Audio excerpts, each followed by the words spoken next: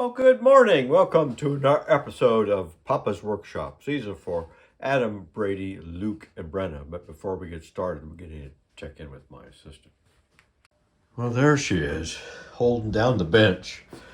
No treat, no treat. You had one already. You ready to get to work? All right. This is part 5 of the Newport Card Table, and we're going to carve the Newport style ball and claw feet on this session, or at least started on this session. There's nothing that represents the chip and dial style more than the ball and claw, although they were used on the Queen Anne furniture. But you have to note that there are different styles. There were 4 regional areas in the 18th century for this style of furniture, the high-end furniture. So that was Philadelphia, New York, Newport, and Boston. And they each had their own sort of style for the ball and claw feet. And then, of course, each maker had their own style. Let's take a look at some of the others, and then we'll look at what we're doing on the Newport. This is a Philadelphia style ball and claw, and you see it has a webbing in between, and the actual talons are very short. But you can hardly see them, especially from above, and that's how you usually are seeing them. So that's the Philadelphia style. There is a Boston style I did on a chest, and you see it has some of the webbing, but the side claws are swept back. I don't quite have this one quite right. This is my first attempt. I think that knuckle needed to be farther over here to give it more of an exaggerated, that's how the pictures are, it's a more of an exaggerated swept back to it. Right, that's Boston style. All right, so this is just a rough out of a Newport style that I did for the corner chair 2-3 years ago. This was my first attempt at a Newport. And there's no webbing like the Philadelphia. It's much taller. I don't know what you'd call that. Where the leg comes down is farther back. And of course the talons or the claws are much taller. And on some of them, it's opened underneath the talon and then on the top of the ball. But that was only used on tables for some reason, at least looking through that. On chairs and stuff, it was not. It was like this. And that's what this practice piece was for. But on tables, they had it opened. So that's what we're going to do on this one. And it is much easier to carve than it looks. At least there is a step-by-step method which takes a lot of the having to be able to visualize that in your head when you start carving. But there are specific steps, and it makes that a lot easier. You still get to the point where you have to analyze that the ball is round and that it meets up theoretically on either side of the claw, that it looks like it's on the same place. So that takes a little bit of eye to do, but there is step-by-step method in it. And for all styles, they kind of starts out the same way. First, we have to mark, lay out the ball on our piece. So let's do that. All right. So we're looking at the bottom of the foot. first thing we got to do is draw these lines from corner to corner. That finds the center. So let's just make a small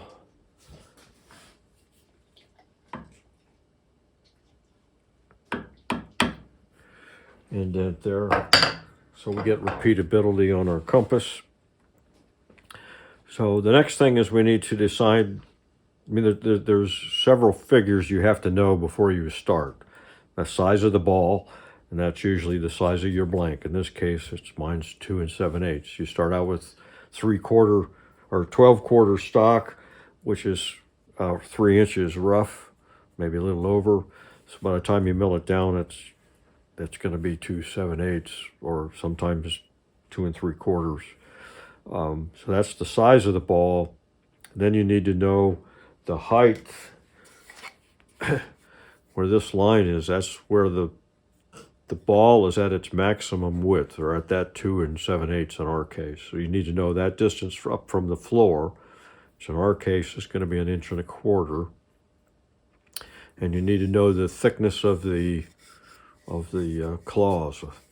So in this case, it's going to be 1/2 inch. So we're going to define those claws, and I measured out 1/2 inch or 1/4 inch from either side of the line, and I just need to connect those dots, and we'll get, that'll mark where the claws are. They're right in the corners. So I got to do that in both directions.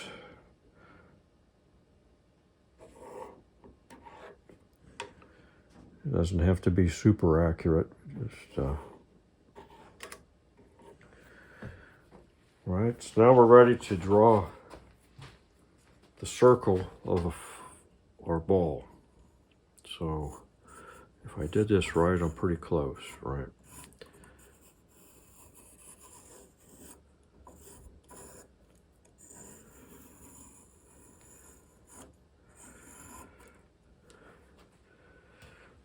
So now we have to take on the sides.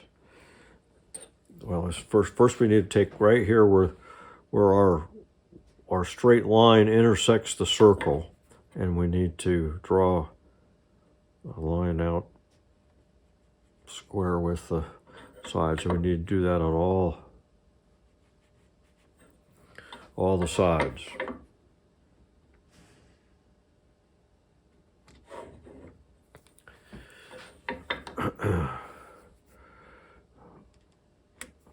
And then, let's see if you can see, yeah. So then down the side, we need to take that line right where we came out from the intersection point, but then also right where this comes out, so that line. And so again, you have to do that all the way around.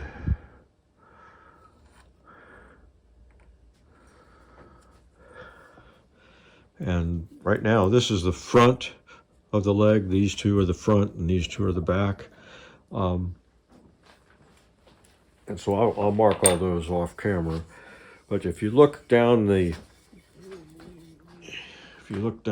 leg, this is the front part. If you look directly down, let me get this right there. There is nothing behind this. So we can make a cylinder. That's our first step, is going to make just a cylinder from our circle that we made and just go out. And there's nothing out there on either, but on this back side, we've got this. So we can't go all the way out. We have to stop at a certain point at our cylinder. So that's what on the back side we need to mark. You can just barely see. This is our 1 1/4 inch center line, but here is our top of the ball and the back side. And we're just going to make an arc in there, something that fits.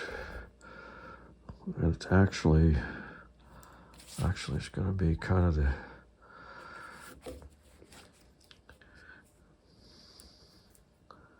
This is kind of the where we have to stop on the inside, but then we'll need a bigger circle, kind of like that for the outside. So I'm going to mark that all the way around, and then we can start making our saw cuts. All right, first step is we're going to make a saw cut to define the sides of the talon or the claw. So it's going to be, if you can see the line, get some light in there. So we're going to cut down this far on this line on both sides. Then we're going to rotate and cut this line all the way. So on these front two, we can go that full depth the whole way. On the back ones, we can't. But on these front ones, we just got to go the whole way. So let's back this off and make some saw cuts. So this would be a rip cut, so a dovetail saw would work. And just a matter of, let's go with this side here.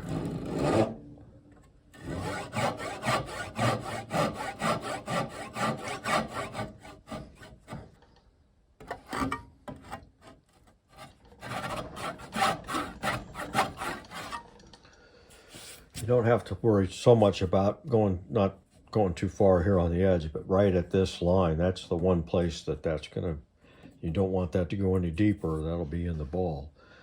So now we need to rotate and cut the sides.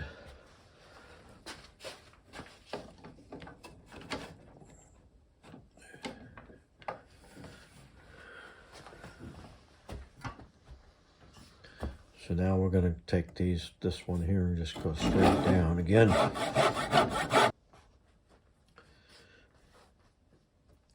So we need to do that all the way around. Let me show you what on the back side what we have to do.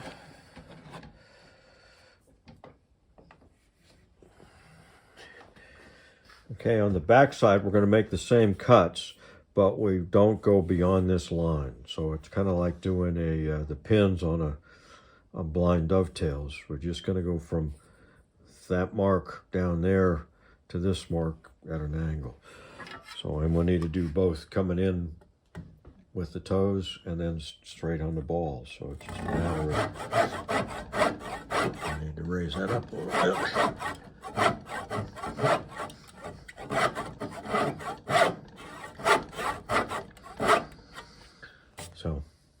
So we do the same thing. I got to rotate around and do that.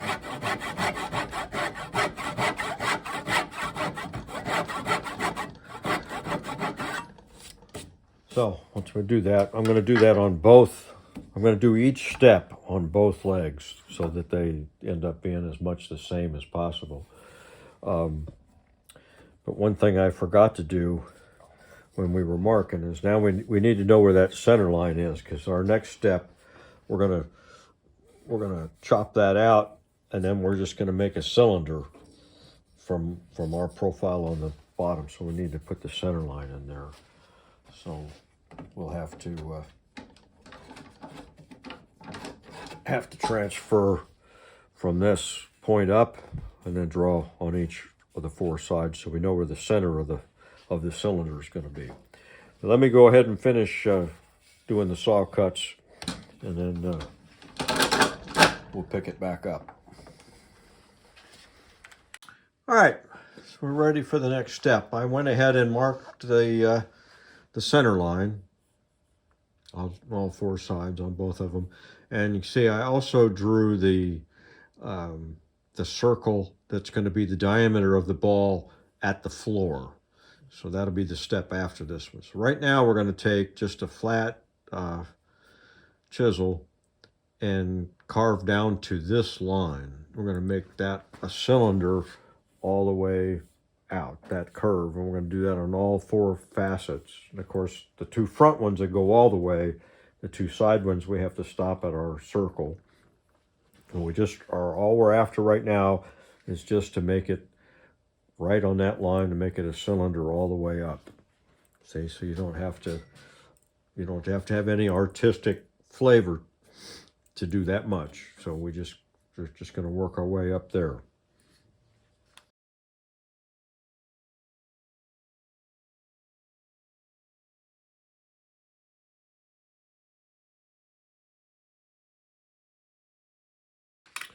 All right, so we're ready to do the cylinder on the back side. So we need to define this edge, and basically we're going to make that little triangle groove that started here and make it go all the way around to define that edge. So we'll just start out by taking a gouge and tapping it, and just going around.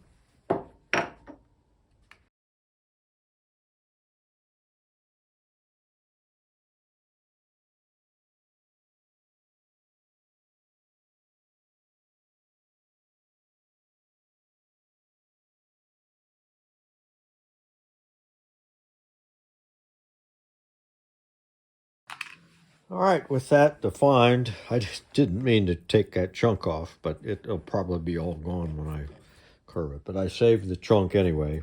So now we just make the cylinder, same thing. We're going to follow that curve on the bottom and just round it out. So same procedure. You have to be careful on your first cuts. You can see this, the grain on this is pretty straight, but if you may have to come from the other direction depending on the grain of your piece. So be aware of that when you're doing this. This is, like I said, been pretty straight, and it's coming off pretty straight. But sometimes you got to come back the other way. Especially with cherry, it kind of goes up and down, so you may have to go do both directions. This one's kind of in that case. There, I'm gonna have to kind of work from the other side. So just a matter of getting that. Ooh, yeah. See, I'm gonna have to start working from that other side. So let me get this all zoomed down. All right, and that's what it looks like finished. So we're gonna do that on all the other backs and on the other leg blank. Don't spend a lot of time trying to get it perfect. Really, all we're really interested in is, you can't really see that line, but it's right there. That break point line. That's the one that's 1.25 inches up. That's the only place that it's really important that it be at that arc. And I found I use little plastic pieces I can use as a guide to see that I've got it pretty well right. But don't worry about getting the top or the bottom. You got the line to work with, so try to get that pretty straight. And the same with all the others. Just really all you're after is that it's that at that 2 7/8 diameter right there in that middle. So once we get the other leg all done, then we start shaping the ball. And it's you can either start the bottom half from the line down to there or the top. It really doesn't matter. We just have to define the tops of the ball. So right now I just need to go get the other leg and get it to the same point. All right, so we got the cylinders all done all the way around on both of them. And you see I drew kind of just where we're headed on these. And the same with the back. I just used a little cardboard template to give me an idea, so we're consistent on all 4 places on the back of both legs. So now we need to start actually shaping the ball, and this is where it starts to get a little more. You need a good eye.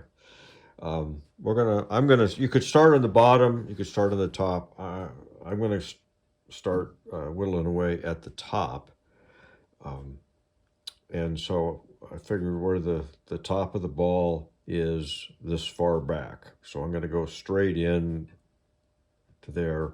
Then I can start going from the lines on the front. The bottom doesn't actually have the same curve as the ball, right? The balls, this is a 2 7/8 blank. So everything above the line is on a 200 or a 2 7/8 diameter curve. But below it, it's much bigger because this is on the floor and you're looking down, you don't really see that. But if I draw a picture, if I got something here, yeah.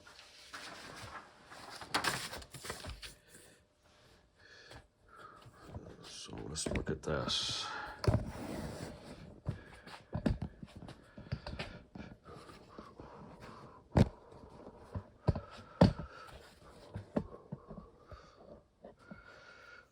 we can zoom in a little bit. All right, so here's our 1 1/4. So that's our break point. We're looking at the side of the leg, right? So this is the floor. So this is our 2 7/8 diameter here. But at the floor, it's 2 inches. And then actually, if I follow that curve out, that's where the ball would end up being. It's down there. There's no need to do it because when you're standing above it, that curve gives you the effect of the same thing. But if you ever put your face down on the floor and look at it, you'll notice that that is not the same curve as up here. So here's where this is going to be the front.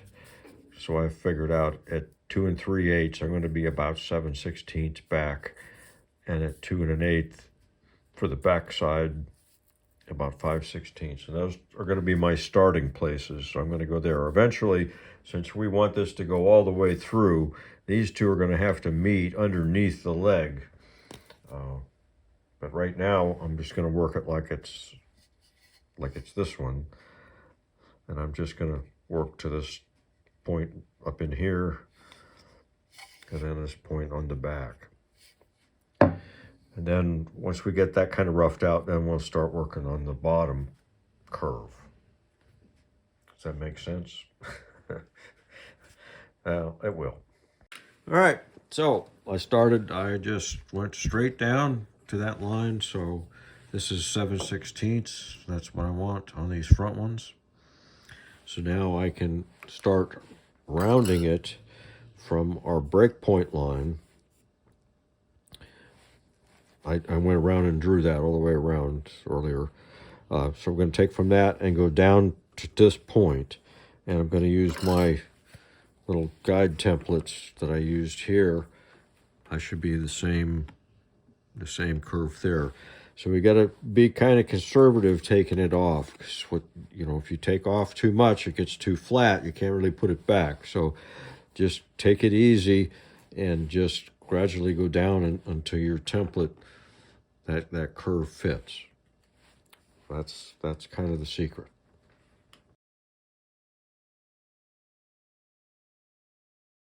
All right, we got that finished, and see the pattern fits there. There's no light underneath that. So that's what I'm after. So we're going to do that on the other front facet of this leg, and then the two on the other leg. Get them all to the same point before we go any farther. One thing to note is when you're chopping these or moving this material up here, don't chop down towards the ball.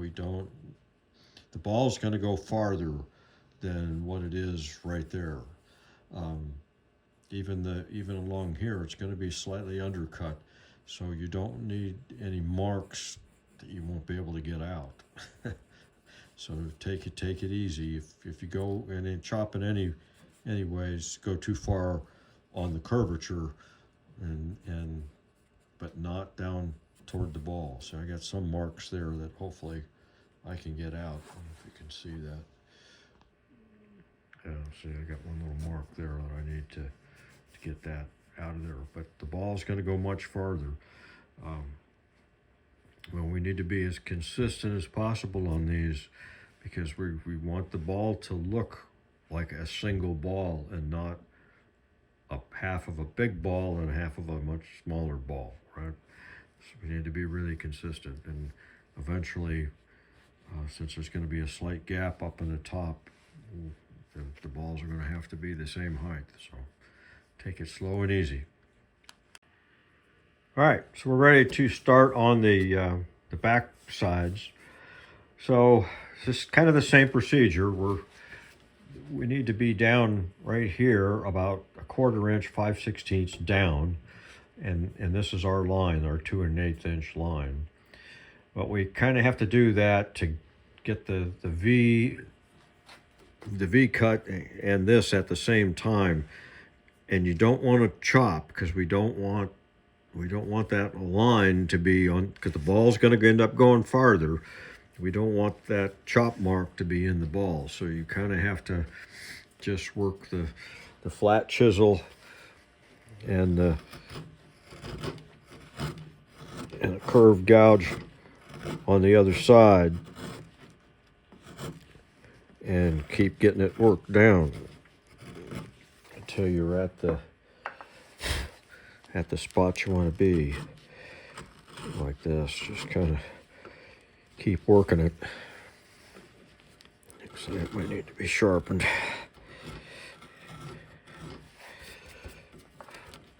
And so what it's going to look like when it's done.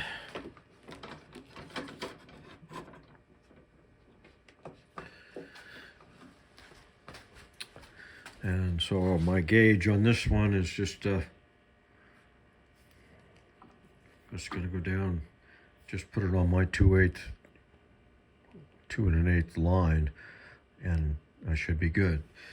So, and then I have a shorter template that I can stick on there to be sure I've got the right curve. So I'll do that on the other side here, and then the other leg. Then we'll be ready. We can do all 4 facets of the bottom at one time. All right, we're ready to start on the bottom. So it's the same procedure, except we have to carve this way, right? Because we're going to go downhill, and we want to go down to this 2-inch circle right there. And for now, we're just going to follow this line. Then when we work on the actual talons, we'll trim it. But for right now, we're just going to go down here, there, and a bigger curve than what we had before. And then I've got a separate template for it. So just a matter of the same kind of thing. We just need to start whittling this down until we get to that 2-inch mark.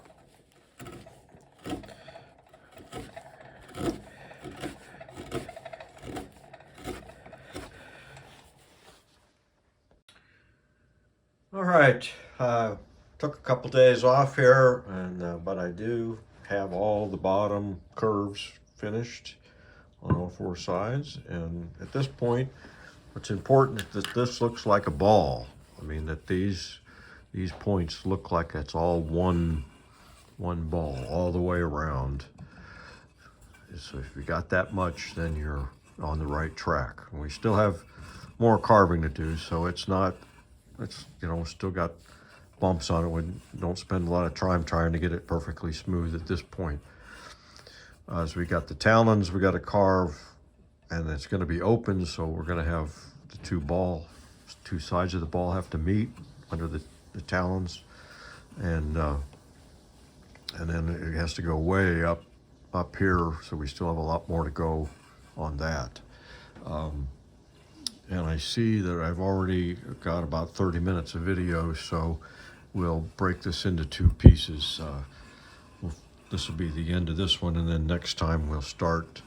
We're gonna lower everything above that line, and you can see I also, while I was doing the ball, I took the top off of that corner just because that's going to be a future step. I just did it a little bit to, I kept nicking my knuckle on the corner of it, so I just took a rasp and took that off of there. So what we'll start shaping this top part a little bit, and then we got to define where the claw starts and the knuckles going up. There's 2 knuckles on the sides, 3 on the front going up, so we need to kind of just start shaping those a little bit, and then start working our way back. So that'll be next time. Thanks for watching. You know, anybody else interested in this kind of stuff, let them know. I'll put a link in the description for the corner chair that had these same feet if you're interested in seeing how that was done. That was my first time doing it. This is my second. So until next time, enjoy.